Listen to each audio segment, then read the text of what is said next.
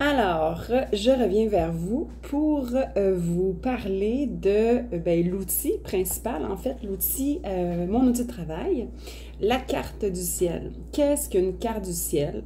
Une carte du ciel, en fait, on peut retrouver plusieurs termes, en fait, on peut l'appeler thème natal, un thème astral, donc, pour moi, c'est les trois thèmes que je peux, évidemment, il peut y en avoir plusieurs, mais c'est pour moi sensiblement la même chose. Donc, si vous lisez des documents ou vous lisez des articles et vous trouvez ces termes-là, c'est sensiblement la même chose. Alors, moi, j'ai utilisé le terme carte du ciel. La carte du ciel, qu'est-ce que ça représente exactement?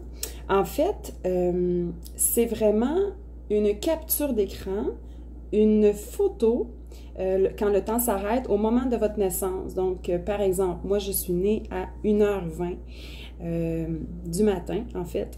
Et donc, on a pris une photo à 1h20 du matin et voici voici à quel endroit les constellations du zodiaque étaient situées et aussi à quel endroit les planètes étaient situées.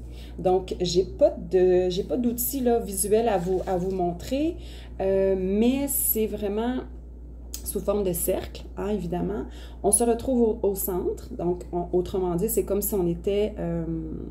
J'aime beaucoup utiliser un exemple d'un de mes professeurs qui dit que c'est comme si on était sur le toit de l'hôpital et puis on était carrément au centre, en fait, de notre carte du ciel et tout autour de nous, on pourrait remarquer les constellations qui sont dans le ciel et on pourrait remarquer aussi les planètes qui gravitent autour du Soleil, qui sont autour de nous.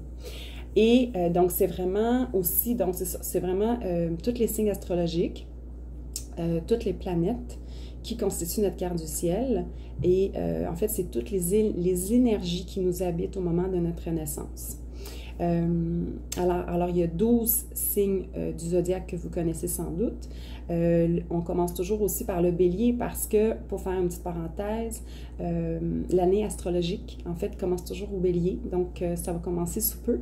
La première année, en fait, la nouvelle année astrologique commence toujours en bélier, à l'équinoxe du printemps et commence toujours à l'entour du 20 mars. Donc, on commence avec le bélier, ensuite on a le taureau, ensuite on a le gémeaux, ensuite on a le cancer, si je ne me trompe pas, on a le lion, on a la vierge, on a la balance, on a suivi du scorpion, suivi du sagittaire, ensuite on a le capricorne, le verseau et le poisson. Et c'est vraiment un cercle comme ça, et tout dépendant à l'heure que vous êtes né, eh bien, si par exemple votre ascendant est Gémeaux, bien, au moment de votre naissance, le Gémeaux se trouvait à l'est.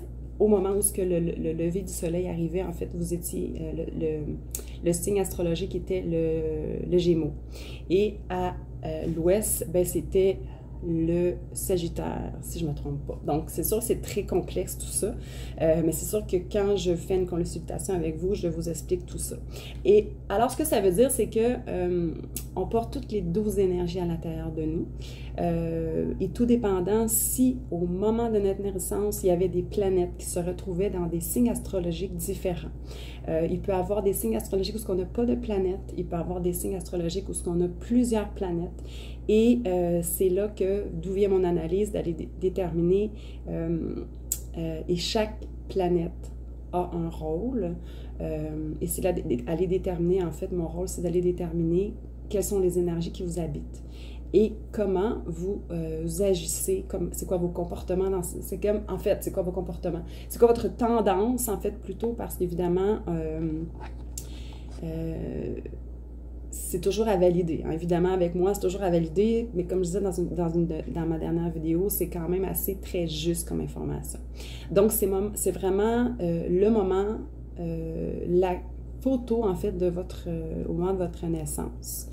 Et donc, mon rôle, c'est d'analyser toute cette partie de votre personnalité et d'aller vous faire, en fait, mes recommandations par rapport à quelle énergie.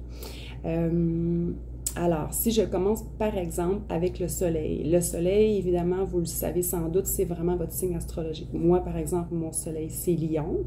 Alors, donc, Et le soleil représente notre identité profonde. C'est le côté rationnel, c'est le côté de nos aspirations, de nos motivations, de nos buts.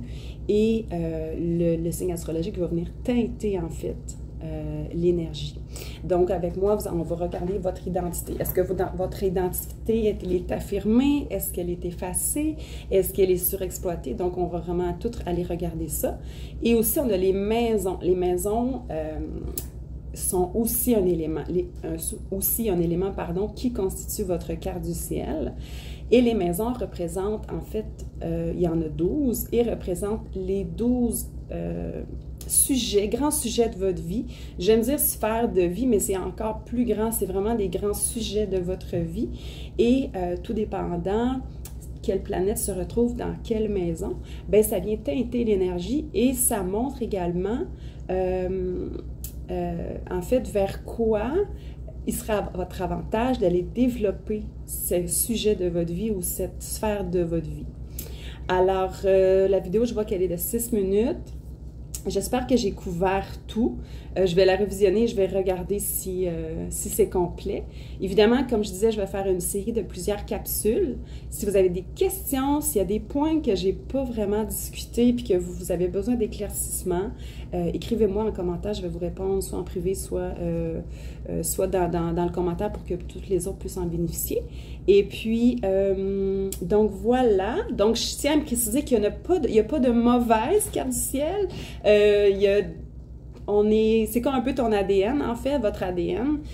Chaque carte du ciel est complètement unique et ben, apporte ses défis, comme je disais. J'aime beaucoup dire défis parce que, comme je disais, on est déjà outillé pour les relever. Il s'agit juste de savoir ben, comment s'y prendre et ben, c'est mon rôle, en fait.